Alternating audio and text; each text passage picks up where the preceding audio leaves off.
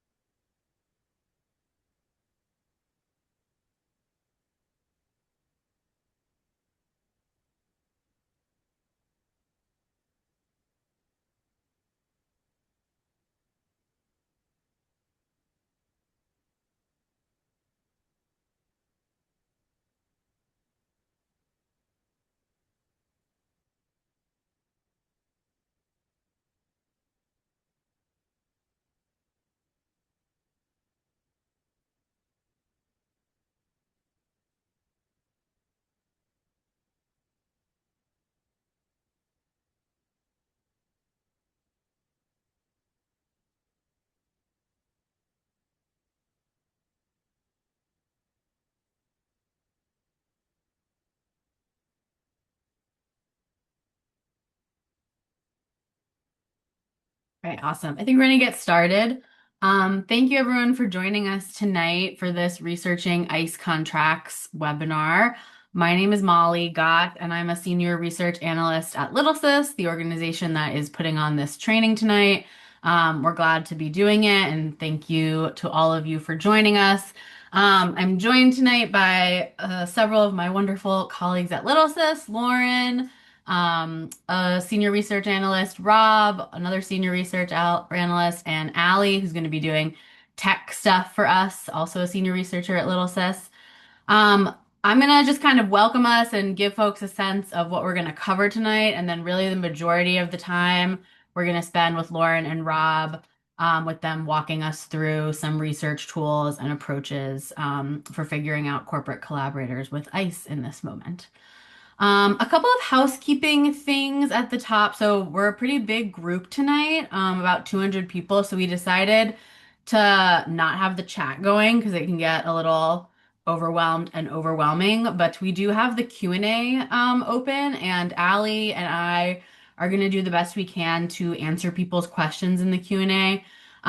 Because we're such a big group and we're going to be kind of covering a lot tonight, we wanted to ask people to kind of keep the Q&A questions to clarifying questions about what Lauren and Rob are sharing, um, kind of live. And if you have other questions, we'll share our contact info at the end. We're always happy to help people kind of puzzle out research questions. So try to keep the questions in the Q&A to things that are kind of directly relevant and clarifying to what Lauren and Rob are sharing with us tonight. We can go to the next slide, Lauren. So I think probably some of you have been to Little Sis trainings before, maybe others of you are new. So we just wanted to share a little bit about who we are and what we do. We're called Little Sis. We're called Little Sis because we are the opposite of Big Brother, so like little sister. And we do several things. We're a watchdog research group that specializes in power research and power mapping, powerful people and organizations. We do that research in partnership. Um, with people all across the country, social movement groups, activists, journalists, and Hey others. Molly, I'm Yes. sorry. I'm sorry to interrupt you. There's three people in the Q&A that are saying they can't hear anything, but Hmm. I can hear you, and I guess one person, two people can hear you as well. Huh. Um, so I think for everyone that is having some issues, it might be a setting on your computer. If you go to your settings and click sound, just make sure you have the sound unmuted. Um, Someone just said you need to connect audio manually in this type of Zoom. So I wonder if that is what's going on. okay. So yeah, the other thing that you might be able to do if you see an audio icon on your toolbar in Zoom, click that little down arrow and then select a speaker, which should be the speaker of your laptop or your phone. Hopefully Cool. that helps. Okay, hopefully that helps. Thanks everyone for letting us know. Um, People are also saying the headphone icon on the bottom left should let you join audio. So maybe try one of those two things. Cool. Thank you, everyone. So yeah, we do that kind of research. We also give trainings in power mapping and power research, like the one tonight. And then we also oversee some tech tools and build some tech tools. One of which is our database, littlesys.org, which is a free open source research platform that lets you track relationships between powerful people, corporations, politicians. And then Oligrapher, which is a tool that lets you make really nice visual network maps of that research. And we can go to the next one. So tonight's training is part of a longer series that we're doing this year. We have about monthly trainings that are on topics that we think are relevant to movements and activists and organizers in this moment. So tonight's is obviously the researching ICE contracts one. You can go to littlesis.org/trainings to sign up for future ones. Our next one will be in April. We're doing one on power researching elected officials, kind of going into election season. And then the other thing is these are totally free and public trainings. We will share them. It will be recorded and uploaded onto our YouTube page, and we will share the slides. At the end, there'll be a QR code. We'll also send an email with the slides, so don't worry too much about kind of writing everything down. We'll share everything that we have. And we can go to the next one. So yeah, we don't have a chat tonight, but we did want to do a quick poll just to help us get a sense of who's here, and know a little bit more about you all. So Allie is gonna launch that poll, and I'll give people maybe like 2 minutes, just to answer and give us a sense of, who you are and what movements and issue areas you represent.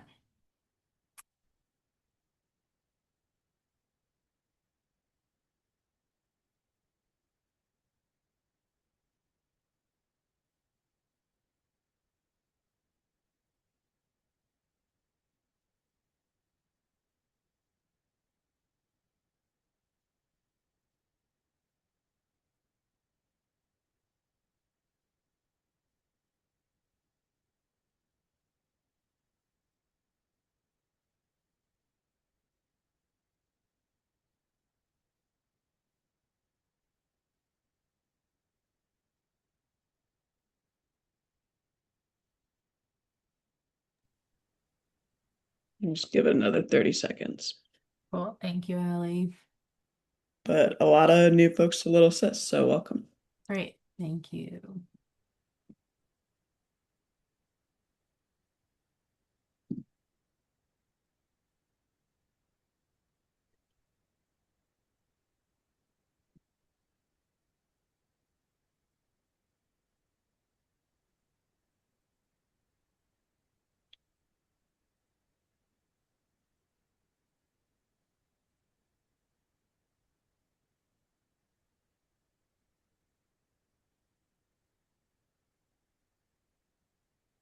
All right, I'm gonna go ahead and end the poll, but yeah, most people this was their first Little Sis training. Most people come from the migrant justice world, so that's great. And a lot of people are not that familiar with researching ICE contracts. Great. Thanks everyone for sharing with us and for joining us.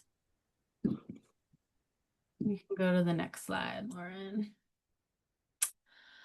So yeah, I think just to give people a sense of what we're going to focus on today, I think today's training will be helpful to people both if you're already part of an active campaign that's pressuring ICE's corporate collaborators to break their ties. So if you've kind of already identified a contract or collaborators where you live, where you work, as well as if you haven't figured that out yet and you're trying to figure out who are the corporations where I live and where I work and where I organize that have relationships with ICE will also focus on that. So it should be helpful to kind of both categories of people.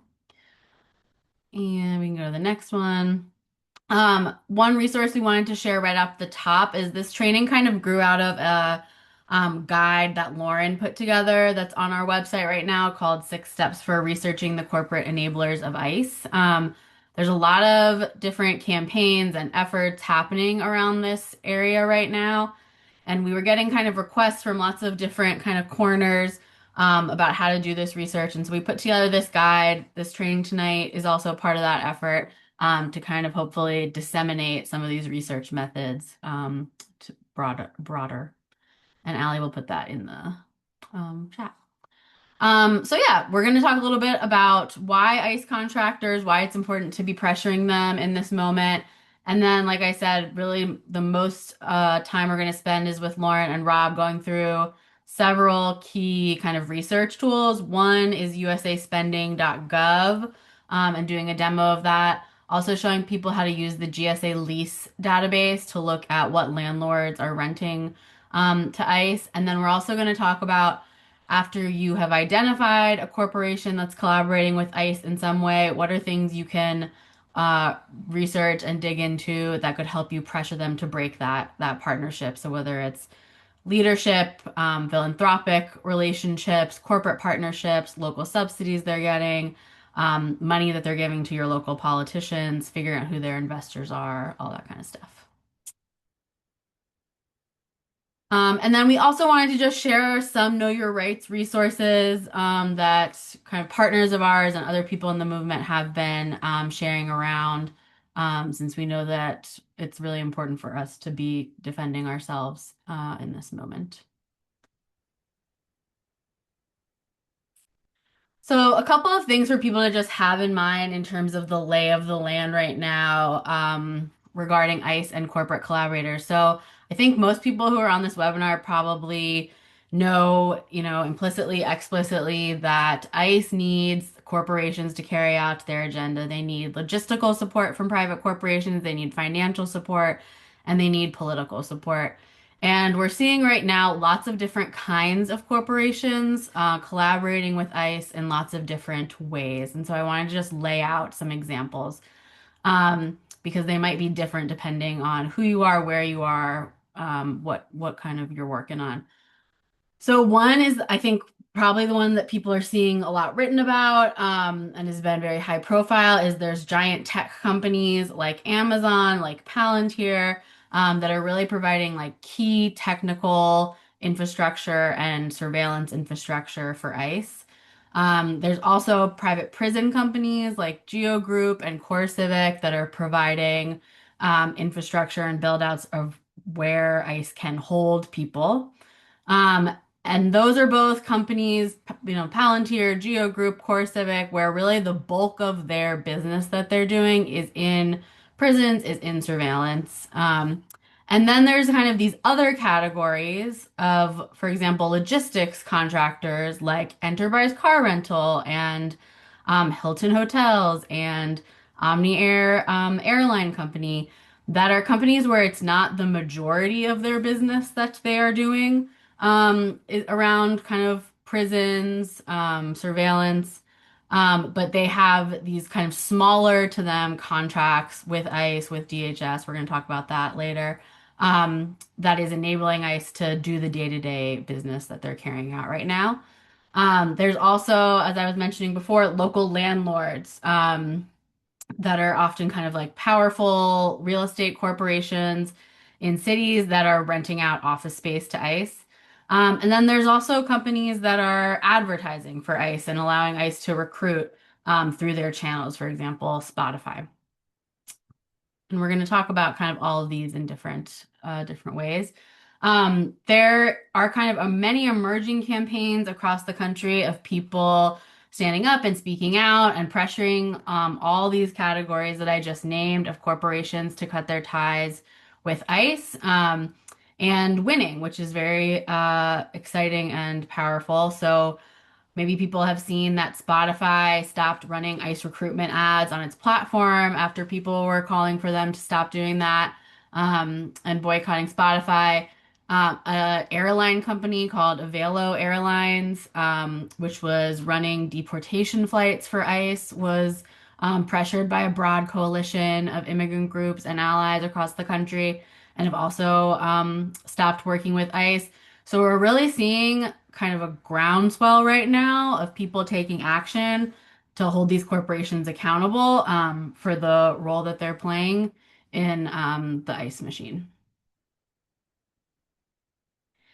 And we've at Little Sis, like I was mentioning before, have gotten questions from people that are involved in those campaigns that are trying to bring more pressure to these corporations about what information is available related to them, related to their relationship with ICE. And I just kind of wanted to lift up some corporations that there are these emerging pressure campaigns across the country. So we've seen them around Target, particularly in Minnesota, for their collaboration with letting ICE onto their properties and not standing up and saying that they wanted ICE out of Minnesota. People across the country have been taking action around Hilton, which has been letting ICE officers book hotel rooms in their facilities, calling for Hilton to break that relationship.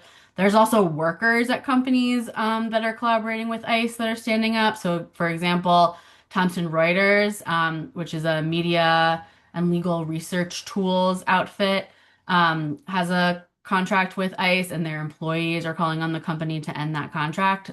Like I mentioned before, people are calling on Enterprise, really like a kind of broad range of people, students, workers, community members, people from across many movements are really putting pressure on these companies right now. And I think that one of the things that we're seeing from these examples is that there is movement happening. Like I was saying, Spotify has ended their relationship, Avelo has ended their relationship. There are opportunities to continue with this pressure and to really kind of shake the kind of corporate collaboration with ICE. And doing that means that we have to be kind of strategic and smart about understanding what we can do with these different corporations to challenge them.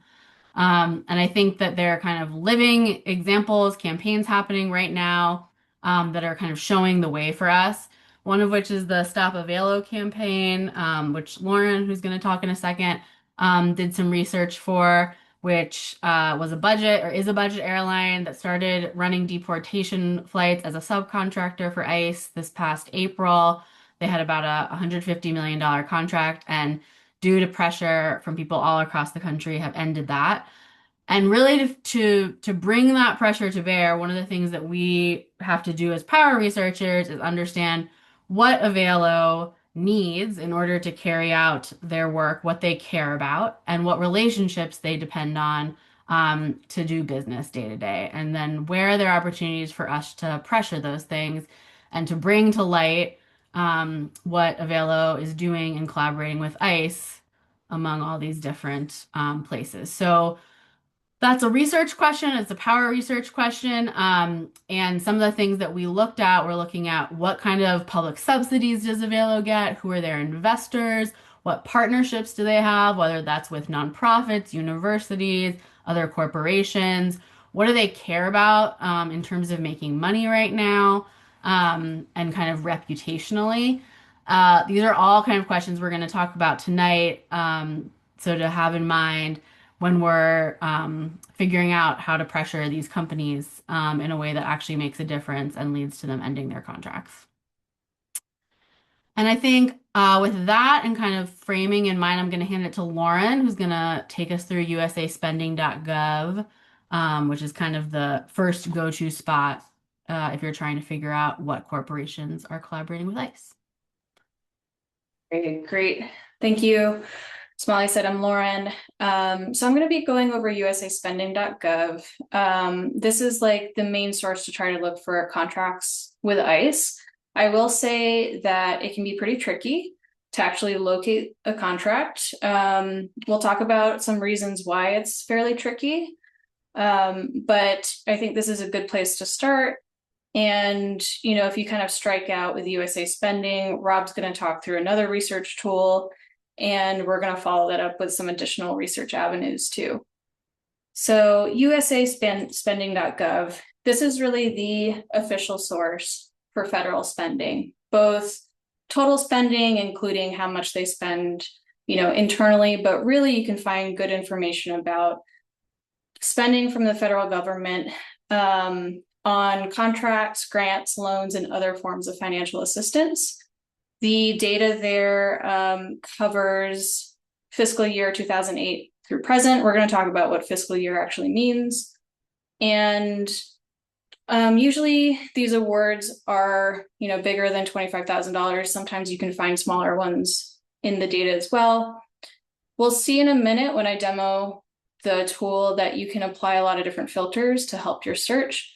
You can filter by which agency of the federal government, by geography, and then who's receiving this contract from the federal government. And so just something to note, there is a little bit of a time lag. So federal agencies are required to submit data on a quarterly or sometimes, depending on the agency, monthly basis to USAspending.gov. So it's not going to be instantaneous, but there is going to be just a little bit of a lag there. And just a quick point too, so what it is not, so this USAspending.gov is not the place to look for contract opportunities, so contracts to bid on. That really is sam.gov or, grant opportunities at grants.gov. There's a few different websites. USAspending actually shows what have been the awarded contracts and information at somewhat of a high level about those contracts. Okay.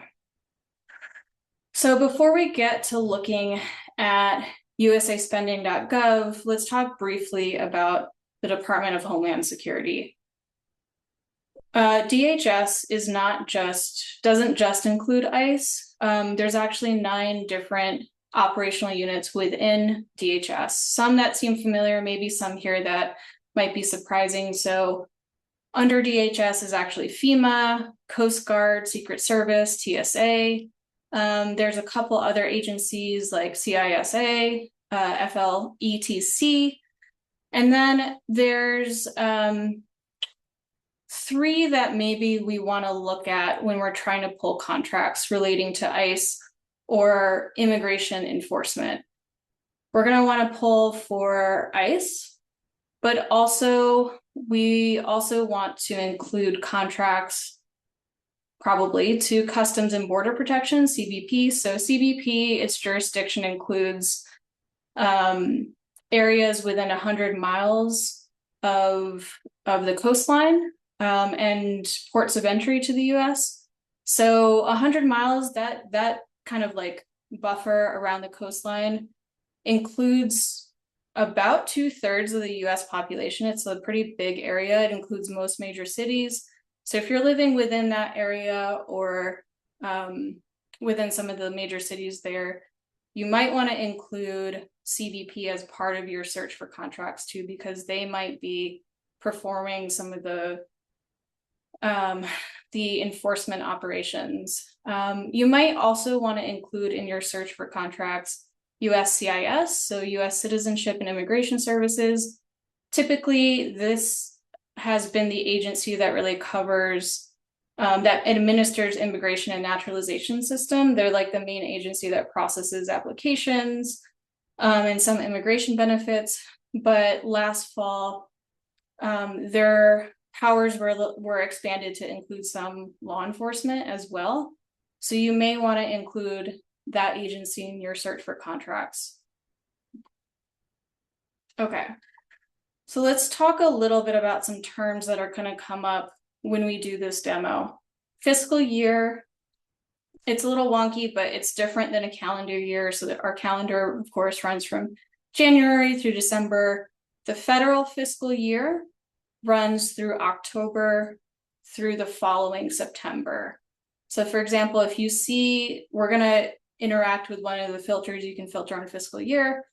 If you see a filter for FY or fiscal year 25, that time period that it includes is October 1st, 2024 through the following September 30th, 2025. We're currently in fiscal year 2026. That started last October. It'll run through this September. So that's fiscal year. You'll also see the term award. This is not like, maybe a trophy or a prize. This is actually kind of referring to the contract. So in this sort of context, an award is really the agreement that the federal government makes with an entity that's not part of the federal government for the purposes of carrying out a program. So like a contract is a type of award where the federal government agrees to buy supplies or pay for services. So we're looking for contracts, which are types of awards under ICE. Okay. And then, sorry for all the lead up to before looking to the tool, there's a couple little pieces that help navigating the tool. So this will be the last piece, but in thinking about government contracts, it's definitely a much more complicated and complex process than I laid out here, but just trying to simplify it is that we have the federal government that kind of puts out a solicitation or a contract opportunity to say they want to pay someone for some services or for some supplies. And according to these terms and these conditions, et cetera. And so organizations or corporations, if it's a competitive process, will try to bid for that and submit their proposals. Federal government, that agency will select which corporation to work with. And so in an award, we have an awarding agency. So that is the agency that kind of administers the contract. Sometimes it's different than the funding agency, though often they're the same, the agency that will fund the award. And then we have the award, which is the contract that sets out to say, like what the contractor will do and how much the federal government will pay, et cetera. The prime recipient is going to be the prime contractor carrying out the responsibilities of the contract. Sometimes they will subcontract out some of that work to a subrecipient. I will say trying to figure out subcontractors in USASpending has been very hard. And for example, like Avelo, they were a subcontractor to CSI Aviation. That relationship is kind of hard to tease out. So just be aware of that. And then a final thing about some terms that you'll see as part of USASpending is that you'll see the word obligation.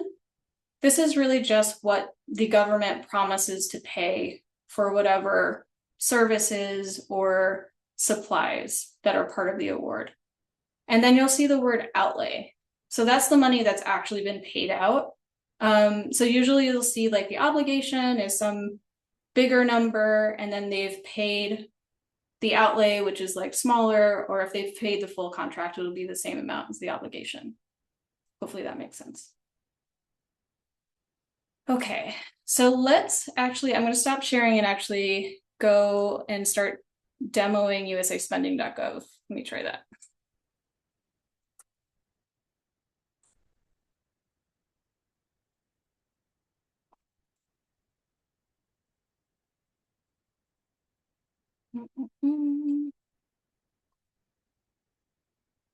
Okay, hoping everybody can see my screen here. All right, so when you get to USAspending.gov, you're going to see this landing page. You can go through some of these drop-down menus at the top and explore the data. They have interesting cuts of data. You can look at all the spending across the whole federal government. But if you want to start looking for contracts, click this button, start searching awards. Great. And then you're going to see a couple filters here.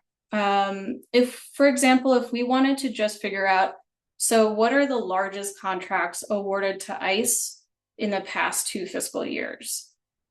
What we would do is go here and select the last 2 fiscal years, 2026, 2025. We're going to not select show new awards only. So just a quick explanation about what this little selection box is. If you do select it, it'll only include those awards that started within your time period that you're filtering for. If you don't select it, you then include a broader set of awards. So any awards that started, ended, or had really any activity during this time window that you're specifying. So let's leave it unclicked so that we can see some active contracts with ICE that maybe started even further back, but are still going. We're going to apply one more filter under agency. Great. Agency, awarding agency. So this is the agency that is administering the award. We're going to start typing immigration.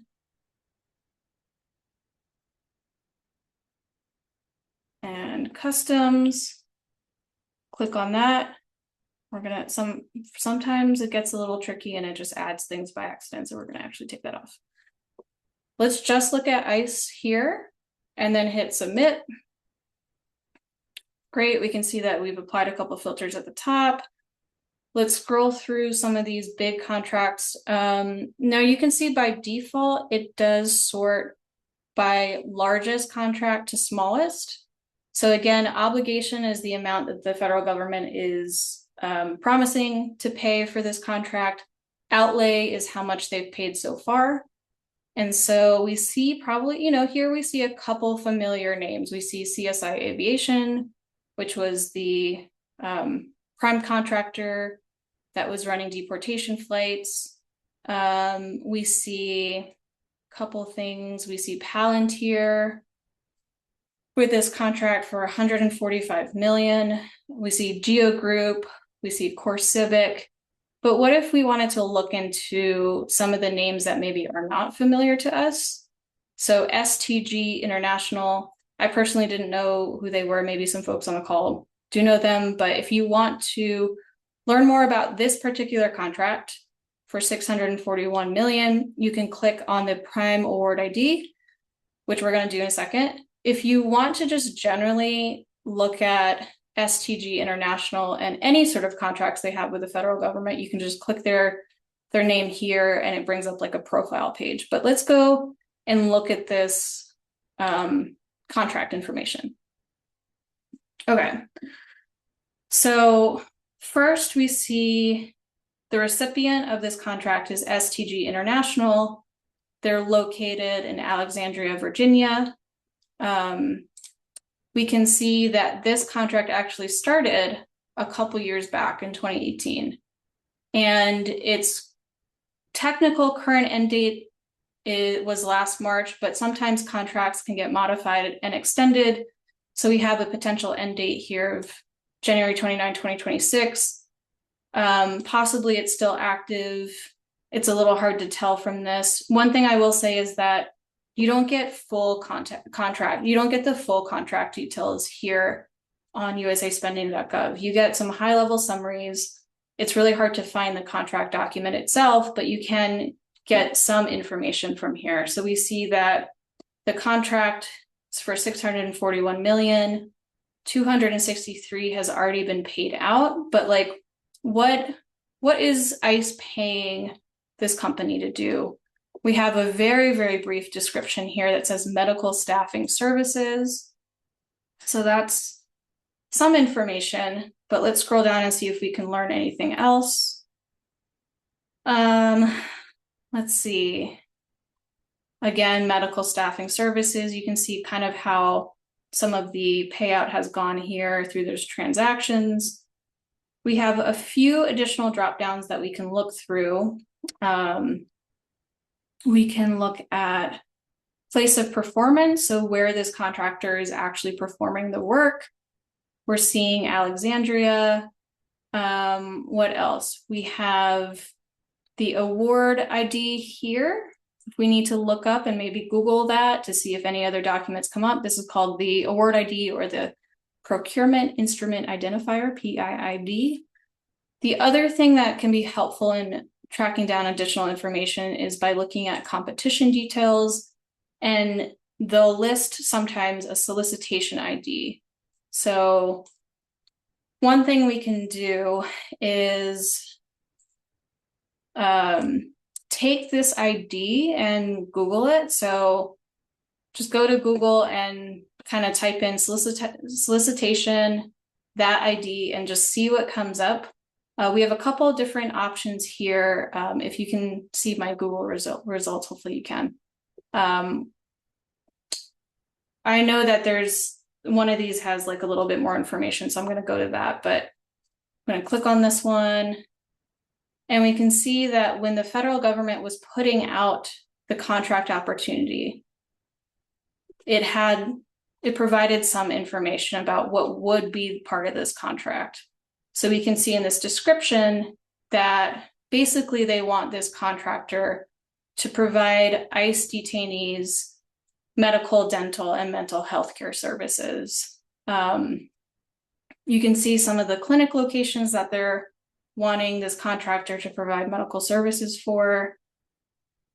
And you can scroll down and just read a little bit more. They do have some of the original documents that were put out for the contract opportunity. This is not the contract. You can see this was published in 2016. So this is when they were soliciting contractors, but there might be some information in there. Okay. So so that's kind of just a way to look at some of the really big ICE contractors nationally. We didn't do any type of geographic filtering yet. So let's try to do that. Let's go through a couple use cases and imagine for a second that we're trying to figure out in our city, who are the corporations that might be collaborating with ICE and actually operating in our city, holding an ICE contract. So what we're going to do again is come back here. We're going to filter again for FY 2026 and 2025. And let's add, in addition to ICE, let's add Customs and Border Protection, CBP. Sometimes you have to click it a few times. Okay. And let's also add USCIS. Okay, so that has the 3 different sub-agencies of DHS, which might be involved in immigration enforcement. Let's also filter by location. Something to note is that there's 2 different options for location. One is place of performance. So what that means is that you can try to filter for contractors that are operating in your location, but maybe are registered somewhere else. Recipient location are contractors that are actually registered in your city, could be working there and operating there, could be operating somewhere else. So let's do place of performance. Let's do Philadelphia. And you have to add it, shows up, and then hit submit. Okay, we have a couple here. Let's look at one of these. Let's look at the Philadelphia Parking Authority. So we see there's a contract for $53,520. Let's click on the award ID and see what's in here. Okay, so we can look here, Philadelphia Parking Authority, it's registered in Philadelphia, they operate in Philadelphia. This contract started last September. We're about halfway through it. Its current end date is September 29th of this year. And so far, the contract, the total amount obligated is $53,520. It doesn't look like any money has been paid out yet, but we can see in the description that the award is intended for the Philadelphia Parking Authority to provide indoor parking garages, like basically rent out parking garages to ICE vehicles. So let's see if there's anything else in here we want to look at. Okay. I think that's probably it for this one. So that's the way that, we would go about looking for some of the ICE contractors that are operating in your city. Let's do one other sort of geographic search real quick. So let's take this off. Place of performance, we'll take that off. And let's go to recipient location. So this is who are the contractors that are actually registered in Philly that might be working with ICE. Maybe they're supporting ICE operations in Philly, maybe not, maybe they're supporting it somewhere else. Let's do that. We'll use recipient location. Okay, add that. So recipient location in Philly. Click submit, and it's going to be a slightly different list. So you can see before Comcast did not show up here, but now it does. So Comcast is registered in Philadelphia. They seem to have a contract with ICE, CBP or USCIS. So let's actually just click on that and learn a little bit more. Okay. So we can see that this particular contract started a couple years ago in 2023. It's set to end this July, but potentially could be extended through 2028. We don't know the terms or stipulations on how it might get extended. We don't have the full contract here. But what we can learn is that, so right now this contract is for $89,280. $59,000 of that, a little bit more, has already been paid out. And there's a potential here for this contract to go up to almost $149,000. And so what is this for? Is this for, some sort of telecommunications in Philly? If we look at the description, it's not. It's actually for Ethernet services in Houston. And so we could probably do some web searching to figure out, what is SAC Houston, and a little bit more about that. I'm trying to see if there's anything else here we might want to look at.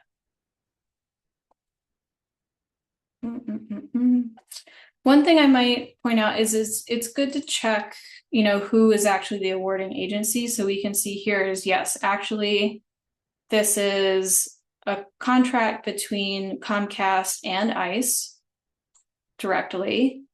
And the office is actually investigations and operations support in Dallas. We have this funding office is actually Homeland Security in Houston. So there's a couple questions here about what really is Comcast paying for, but we know that this is a direct contract with ICE. Okay. So I'm going to stop there. I will say that it is difficult. I have found it difficult to find additional details, and especially a contract, the document of a contract. So, I think you can definitely try to submit a know your right to know request or a FOIA request, maybe do some Googling and web searching to try to dig that up, but that is quite difficult. But a couple other things before I wrap up to talk about here is that just some limitations and some common trip ups that you might want to pay close attention to while you're using USAspending.gov is that, yes, this only is a high level summary of the contract. You can get some decent information there, but details are going to be hard to find. Make sure you check the dates to see if what you're looking at is actually an active contract or if it's a little bit outdated. Sometimes in your filtering, old contracts can kind of sneak in. Subcontractors are very hard to find as part of that. If anyone has additional information about how to like track down subcontractors, I would love to like know a little bit more about that. But that can be very hard to find. And then corporation names is something to also pay very close attention to. Corporations can have multiple names that they register under. They might use the name of their parent company. For example, Enterprise is listed under EAN Holdings, which, does not, just looking at that, doesn't seem like it could be Enterprise. And then you'll have, some corporations that have a very similar name as, or maybe even spelled exactly the same as another unrelated corporation. So I would definitely encourage everyone here to just spend a little extra time trying to really verify that the corporation that you found in a given contract is actually what you think it may be. Okay, I'm going to pass it over to Rob. Awesome. Thank you so much, Lauren. So yeah, I'm going to talk about I guess a slightly different kind of contracting that is, because there's public data on it, is something that we can pursue as we're trying to, ID, I think, corporate collaborators with ICE. And I think, until fairly recently, this would be more reliable, I think, for, identifying, I think, like local ICE collaborators. What we're talking about here is researching these, actual physical spaces, leased by ICE, or CBP, or any of these other DHS entities, within our cities, in our communities, that are privately owned, but where you have ICE, either, sort of field offices or stations or holding rooms, or things like that. And the tool that we can use to do this is the GSA lease inventory. And I'm actually, I think, oh no, I'm not going to. We can move to the next slide, please, Lauren. I was gonna try to, grab the reins from you, but I don't think I can do that. That's okay. So, I get just some background on the GSA. GSA stands for the General Services Administration. This is an independent federal agency that, they basically, they engage in support services for the operations of other, federal agencies. So the tool that we're looking at is their lease inventory. Again, this is the list of all of the private, or the leases of private property for any sort of, government executive agency, from, the Department of Homeland Security through Environmental Protection Agency, Department of Labor, etc. In, cities throughout the country, there are, often sort of federally owned, properties that, that are actually owned by the federal government, where these offices are located.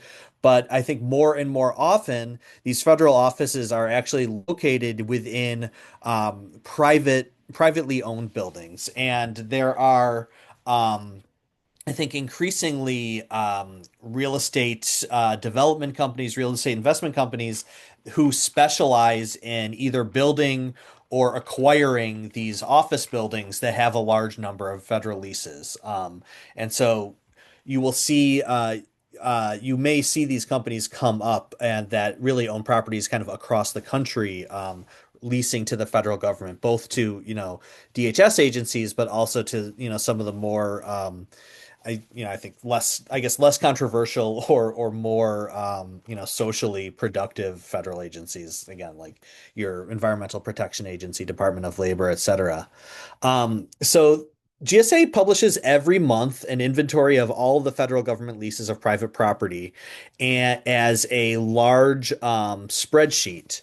And, this spreadsheet includes, the location of these properties, the annual rent paid by the federal government, when these leases both began and when they will expire, as well as the name of the landlord, or the name of the owner of this building. We can go to the next slide here. And so this here kind of just shows what our workflow is going to be for researching these Department of Homeland Security leases. You want to begin by identifying the locations of the facilities that you're interested in. Um, from there, we can go to the GSA website. We can download this lease inventory. It's in the XLSX file format, so it's something that you can open if you have Microsoft Excel. You can open it in like Google Sheets or any of the. That's a very standardized file format that you can use and open with pretty much any spreadsheet software. From there, we can find the names of the landlords to ICE to CBP, and then with those sort of names and how much they're making off of leasing space to ICE, we can do additional research on these landlords. As I noted on the last slide, very very frequently you'll see the name of a property owner will be an LLC that may be sort of difficult to identify, the exact developer or landlord that belongs to. But using, web searches and other kind of publicly available information, we can usually track back, an LLC name to an actual, real estate company, especially in the case of, sort of larger office buildings where these stations tend to be located. Can we go next slide? So for identifying DHS facilities, there's a few different sources we can use. For ICE field offices, you can use there's a list on the actual ICE website. That link there. Oh, sorry. Yeah, there we go. Yeah, so the link at the top there, when we send these slides around, this link will actually be clickable. In the meantime, you can type this into your web browser if you want to follow along right here. This will list all of the this lists all of the ICE field offices, gives street addresses for these, which we can then look up in the lease inventory and determine whether this is privately owned or maybe in a federal building. Similarly, CBP has a list of their border patrol sectors. In my experience, this list is less reliable. I think, as we were preparing for this evening's training, I went to this list to try to look up the any of the CBP facilities in my area. I live in Buffalo, in Western New York, which is, right across the border from Canada. And we have, several CBP facilities between, their border patrol sector, the sort of port of entry where, quarantined goods that are coming across the border are held, and other facilities where they've actually been detaining and holding people. What I found was that these were not listed the last time I looked at this CBP website. Um, so keep that in mind. There are other, ways you can go about this. Web searches is a really good one. Just if you search for, CBP Border Patrol sector and the name of where you live, you may come up with the names and addresses of these facilities as well. Then also very recently, Colorado Times Recorder um, published a list of the locations of 170 ICE hold rooms across the country. These are basically sort of auxiliary facilities where ICE has been keeping people that they have been kidnapping, sort of pursuant to the latest couple years of crackdown that we've had. Many of these are just located within ICE field offices, but this list is a really helpful list, and it was drawn by data obtained by the Deportation Data Project. That they have also published some really extensive data sets that show when and how many people are being detained, like in each facility at any given day. Can we go next slide, please? So this here is a picture of the GSA website where you will find the lease inventory. That's if you follow this link that Ali has copied into the chat here. And I circled in red the most recent one. As you can see, they kind of go back 5 months. And in my experience, these are published in a quite a timely fashion. Pretty soon after the month turns over. Um, um, you, or pretty soon after the first of the month, the prior month's data is available. So we have the February one, available right now, and that's the one I'm going to sort of show like an example of what this looks like next. Can we go next slide? Thanks. So yeah, so reading the lease inventory, this is sort of I kind of put this together as like a kind of a cheat sheet because there are, I think, something like 28 columns of data in the lease inventory. But I think, things that are going to be probably most interesting aside from just, the address will be this the lease effective column, which lists like when the lease began. Expiration is when it ends. You can see here if a lease has sort of been renewed several times or not. The lease agreement RSF, that is the rentable square feet, or like how much space is being actually rented. The current annual rent says how much the government is paying per year. And then all the way on the right-hand side is the lesser name, showing the name of the landlord renting to the government. Um, I'm going to I I'm going to now share this spreadsheet. You should all be seeing my copy of Microsoft Excel here with the spreadsheet opened. I didn't want to, there's not a lot to show for the like actual like downloading of this part, but you can see here that once you have it downloaded and you've got it opened up, there's something like 8,000, different leases here. You can sort these and filter them different ways. So I'm going to show you how I would go about this research, in my own city. So right now I'm filtering by the city tab for the city of Buffalo. I click apply filter and I close this, and this is now showing me all of the federal government leases in Buffalo, New York. I'm not really sure what the deal is with this blank one here, but we do have a lease number that we could, potentially inquire about if we wanted to follow up with GSA. Um, I'm going to further narrow this down by filtering by the street address to just a couple facilities on Delaware Avenue in downtown Buffalo. These are facilities that I know because I do this research. I've been involved with researching this kind of specific area for a while now in my region. I know that in these two buildings are both leasing space in 250 Delaware Avenue. This is where the ICE field office for Buffalo, which covers, pretty much most of New York State outside of New York City. This is the building where that is located. It is kind of sandwiched right between a hotel operated by a Buffalo company called Delaware North and the Delaware North corporate headquarters. Delaware North is, they run concessions at a lot of pro sports arenas as well as some national parks. They also operate a few kind of casinos across the United States, and I think maybe even one in Australia.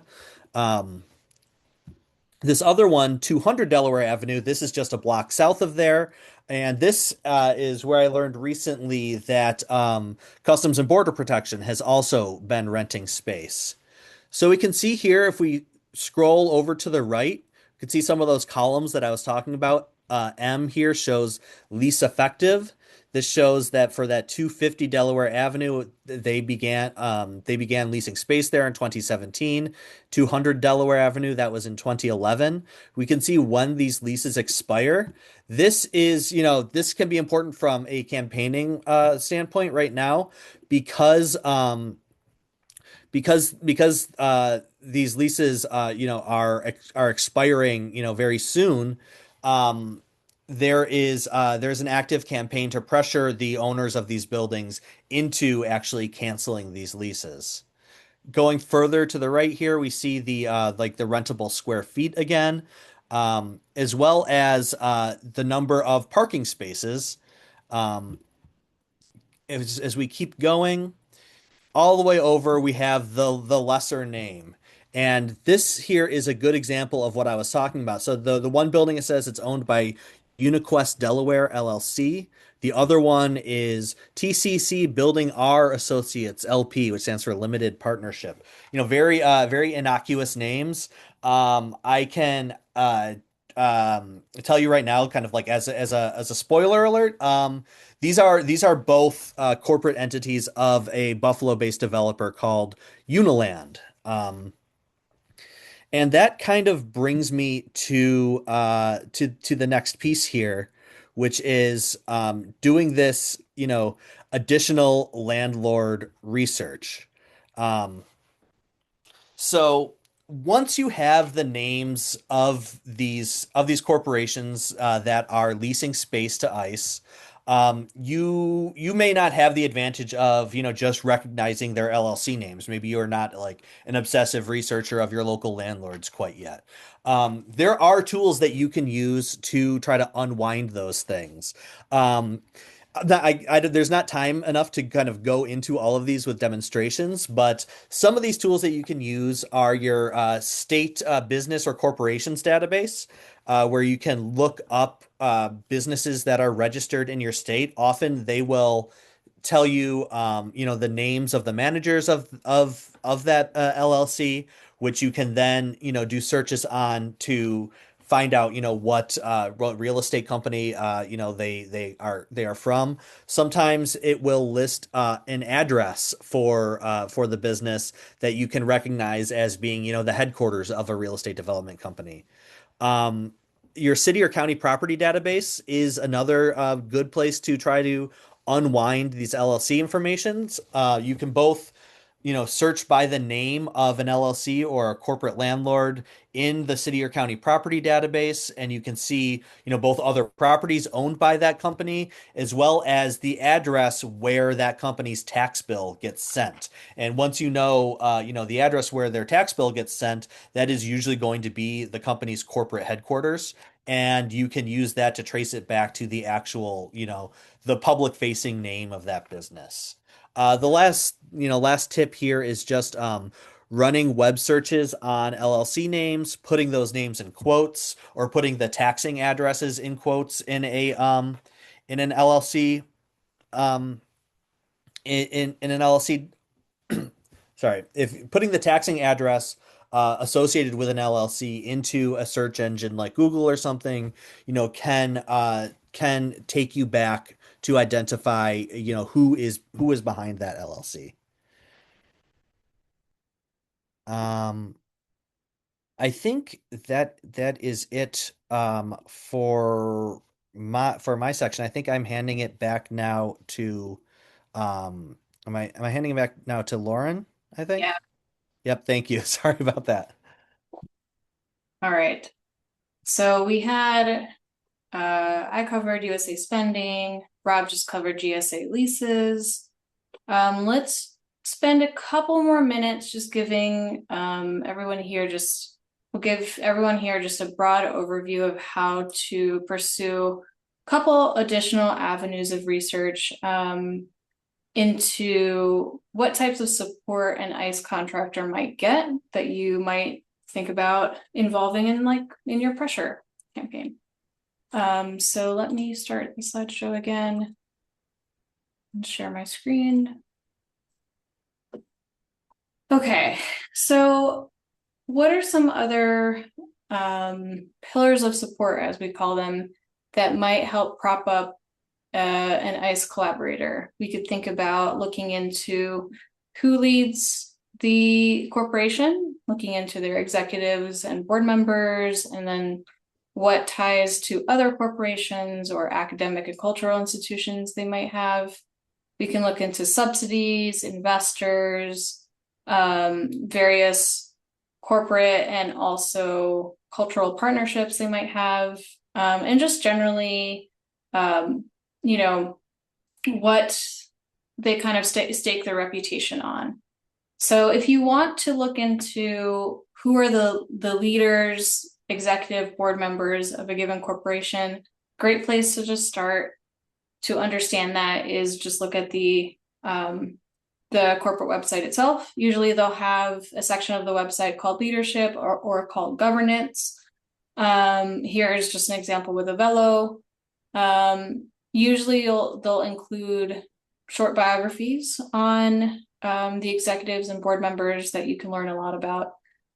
You can also search for names of leadership in LinkedIn to see their professional history. Can also try to turn up some news articles to learn more. So if you're looking at a corporation that is publicly traded corporations have to file certain financial documents with the SEC, and those filings often include helpful information. So you can search Edgar, which is kind of the database of the SEC, and you can search for two different documents, which are named the proxy statement, also DEF 14A, or their annual report, also known as the 10K filing. In those two documents, a lot of helpful information. So board member bios, executive compensation, board compensation, etc. So that's usually a great place to look. Finally, if you want to turn up some academic positions that board members or executives might have, a great way to target some of your web searching is to include the person's name and then the word site, SITE, .edu, and that will limit your search results to academic pages. So any sort of website that ends in .edu. If you want to look into some of the corporate or cultural partnerships that a given corporation might have, great place to start is often they're pretty public about it. You could start looking at the corporation's website. Usually they'll have like a news section that you can search, or even just a sponsors or partnerships section, or just do some pretty basic targeted web searches. So looking up the corporation name plus the word sponsor in quotes or partnership in quotes. Again, do that like targeted search for university websites, so that .edu. Look at various news outlets. This is how we really tried to tease out some of the corporate partnerships that Avelo had to universities. So you can see here's an example. They had a marketing partnership with UConn, with the university. And that was kind of an area that some of the campaigners tried to push these universities to drop Avelo as a corporate sponsor. Okay, philanthropy. So this can be sometimes a little bit difficult to find, but if you have a corporation that has a philanthropic arm, especially if it's like a nonprofit, you can usually find their tax return, their tax filing here at this tool called Nonprofit Explorer, which is a great tool put out by ProPublica. You can really just go there and search for the name of the philanthropy. You can also do a full text search and see if, that turns up anything. You can kind of search for the corporation name in the full text search as well. We have a full training on how to research nonprofits. So definitely go to our YouTube page and you can see some additional steps on how to research nonprofits or philanthropy as well. Oh, that is the thing. All right. I'll pass it to Rob. Rob, do you want me to keep sharing and you can? Yeah, if you don't mind, that'd be great. I don't have any more screen share to do here. Okay. Um, So yeah, government subsidies. This is this is one area where this I guess thinking from through like again a local campaign example to me is that both of those buildings I talked about when I was talking about the GSA lease inventory have benefited from government subsidies both through sort of like large tax incentives, but also through tax credits for like brownfield remediation, and they had some, I think, environmental remediation done on them, paid for by the state. The I think really like the marquee tool here is Good Jobs First's subsidy tracker, where you can search for a corporate name.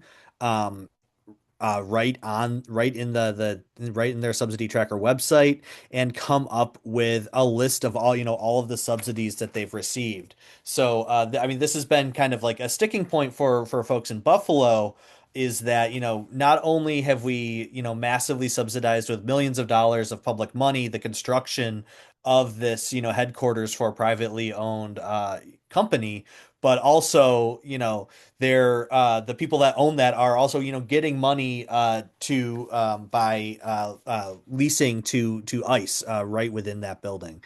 So if you look at this little screenshot, can we go back one real quick? Yeah, if you look at this little screenshot here, you can see a bunch of different Uniland companies and the subsidies that they've received. So you can not only just like in the example of real estate, not only just see subsidies that have been given to a specific real estate project, but you can also see subsidies that have been given to other sort of ventures by that same company. Um, Other places you might look are your state and local economic development authorities, or kind of doing news searches around a specific property or company. You can go next slide. And then, yeah, political donations. This is another thing where this is, potentially an entire training in and of itself. But, one piece of information that might be useful if you are, engaging in a corporate campaign is understanding which politicians are taking money from that company.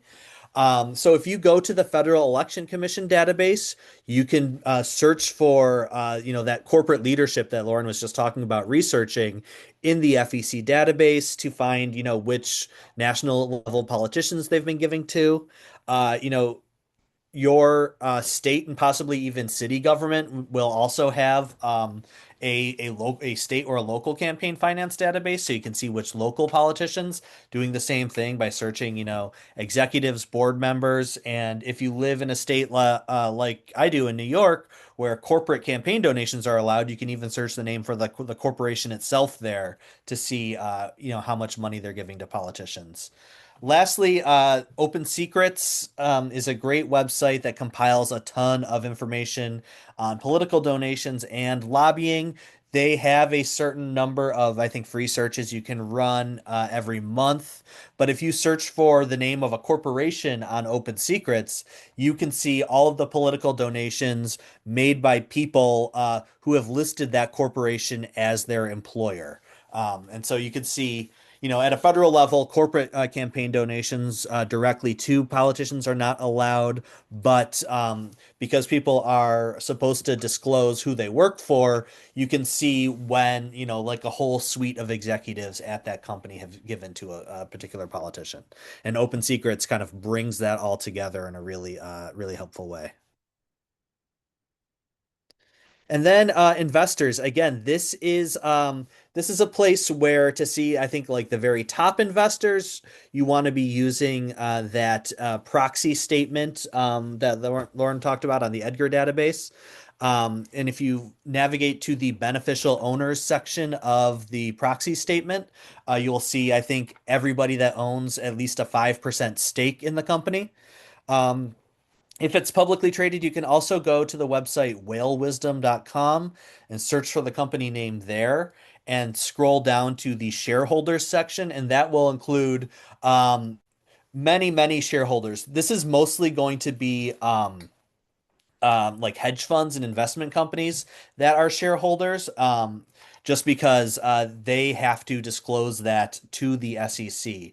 You're not going to see individual shareholders unless they have, again, that sort of really large percentage a stake in the company, or if they are corporate insiders, meaning that they're executives or board members of the corporation. For privately held companies, that is going to be a lot more difficult. That's kind of like the top line thing there. You can be looking at the corporate website.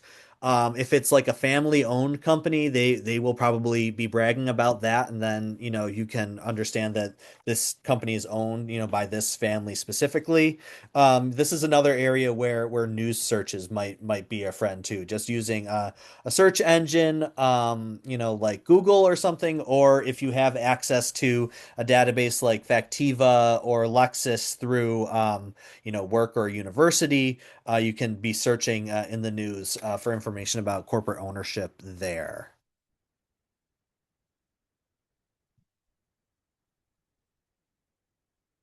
Awesome. Thank you, Rob, and thank you, Lauren, for walking us all through that. And thanks for everyone for being here with us tonight. We're going to wrap up soon, but I just wanted to share a couple more resources and things about Little Sis. We have a bunch of different materials for people who are doing this kind of power structure research. You can go to mapthepower.net where we have kind of our most extensive toolkit on how to do this research. I'll show our YouTube link in a second where all of our recorded public trainings are. And you can go to littlesis.org to see our blog and other kind of research reports that we are kind of constantly updating and releasing. And we can go to the next slide. Um, yeah, we just wanted to do one kind of poll here at the end to get feedback from folks on how tonight's training went. It's really helpful for us as we're planning next year's training series, and we plan to do these again. So if people could just take a couple of minutes to do that, we really appreciate that.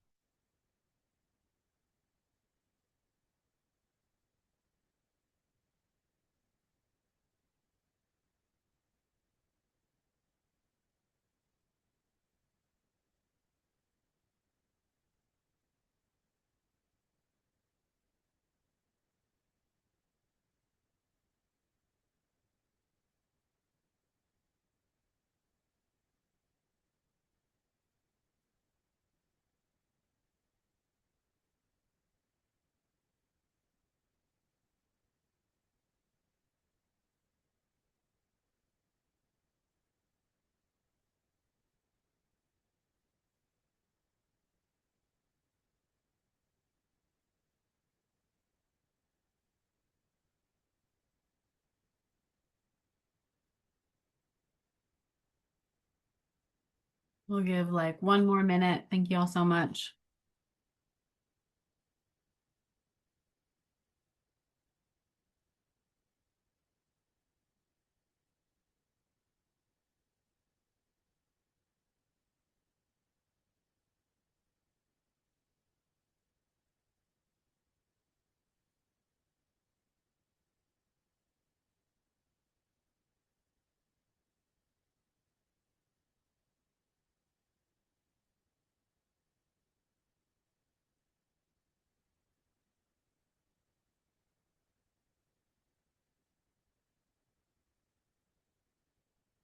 All right, in about 10 more seconds, so get your answers in now.